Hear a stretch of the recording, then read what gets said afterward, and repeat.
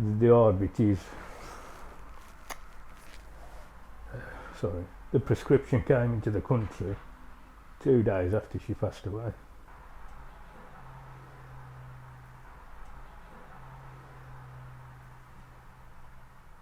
She was diagnosed around about 2005, 2006 with MS.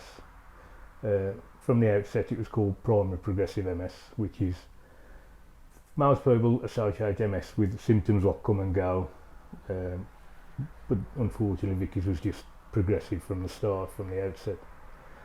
But then after about 3 years she developed a painful sensation in her left shoulder blade, which was come totally out of the blue one night, like a real hard stabbing pain. So we thought obviously that was associated with MS. We went to the neurologist and they couldn't really get to the bottom of it, but what she did do, she tried various painkillers to start with. In the end she was on tramadol, morphine, fentanyl, all sorts of gabapentin, nerve drugs. Nothing was touching it, and the pain was just getting worse and worse and worse. Every day she would just scream in pain.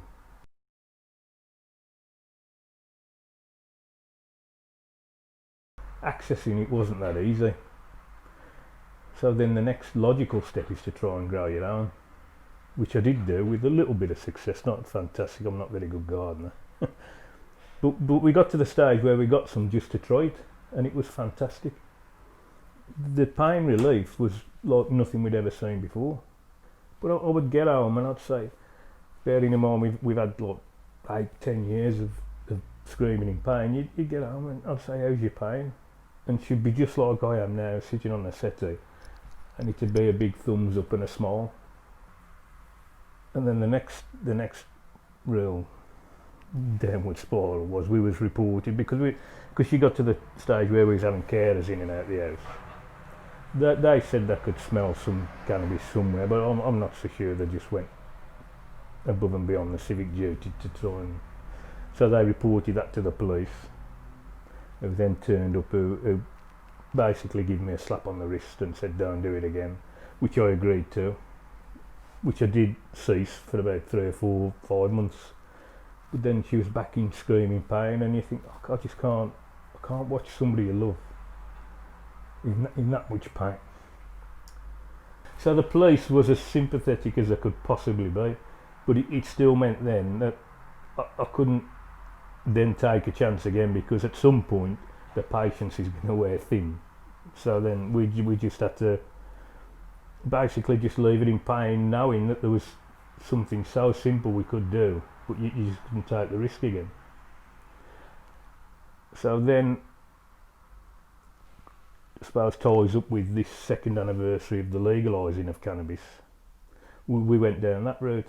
We saw Dr. McDowell, who's quite well up in the legal cannabis field in Manchester or Cheadle, and we accessed a private prescription, which it wasn't cheap. I think it was about £700. It's not really doing anything, to be honest.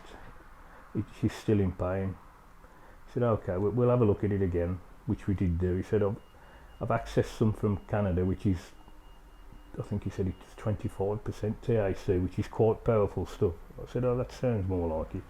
But he got a high level CBD, which I don't know if you know, balances out the effects of the THC, which was great. We'll try that. We're really looking forward to that. But the hard bit is,